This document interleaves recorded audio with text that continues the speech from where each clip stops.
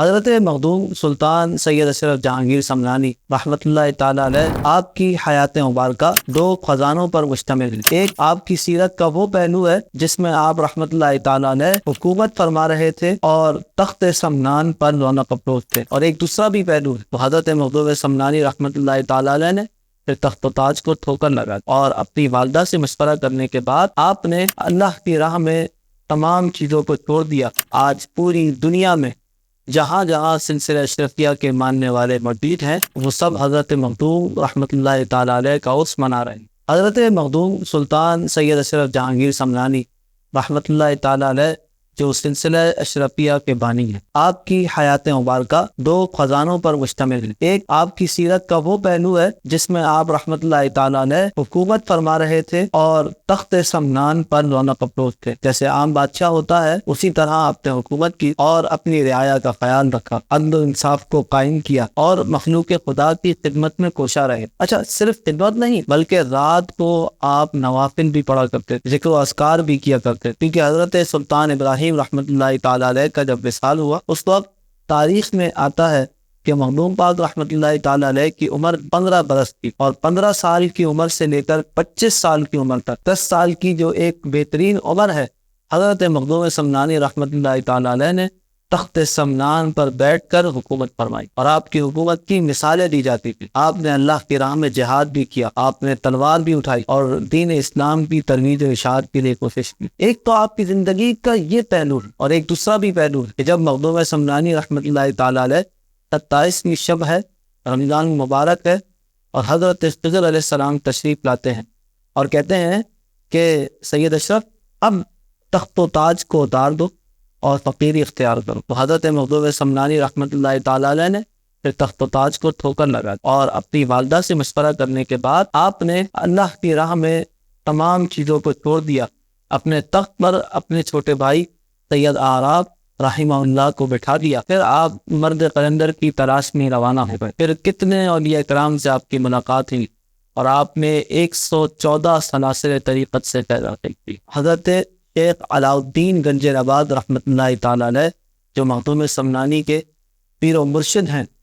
آپ رحمۃ اللہ تعالی علیہ کے پاس آپ نے بیعت فرمائی، اور اس کے علاوہ بھی کثیر صوفیاء کرام سے آپ نے فیض حاصل کیا۔ مخدوم سمنانی رحمۃ اللہ تعالی علیہ نے 120 سال کی عمر پائی۔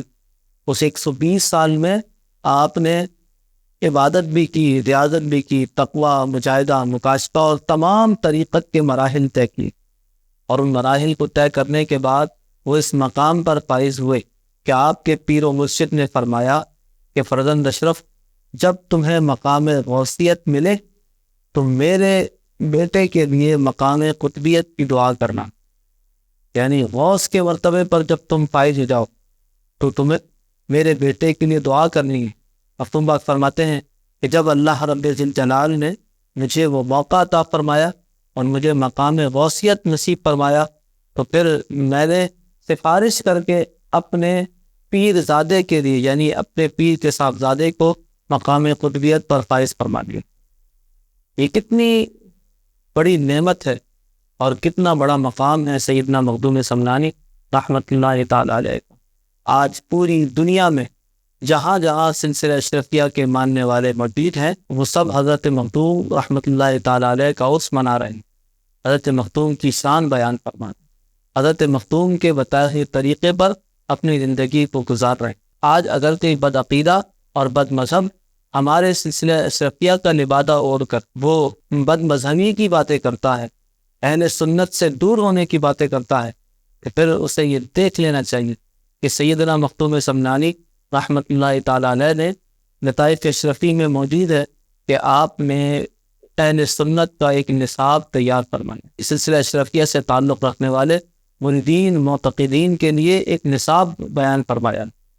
کہ جس نے آپ نے اہل سنت کی نشانیاں ارشاد فرمائی، آپ نے روافض کا رد فرمایا، بدعتیوں کا رد فرمایا۔ تو آج الحمدللہ حضرت مخدوم سمنانی رحمۃ اللہ تعالی علیہ کے ماننے والے اہل سنت والجماعہ یہ مخدوم پاک رحمۃ اللہ تعالی علیہ کے بتائے ہوئے طریقے پر چل رہے ہیں۔ 8ویں صدی ہجری کے مجدد سیدنا مخدوم سمنانی رحمۃ اللہ تعالی علیہ اہل سنت کے ایک عظیم نصاب کو تیار فرما کر گئے،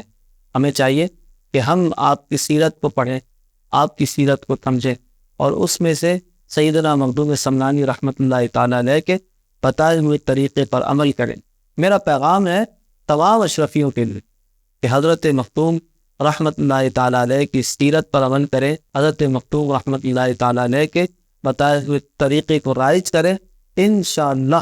دنیا میں بھی کامیاب ہوں گے اور آخرت میں بھی کامیاب۔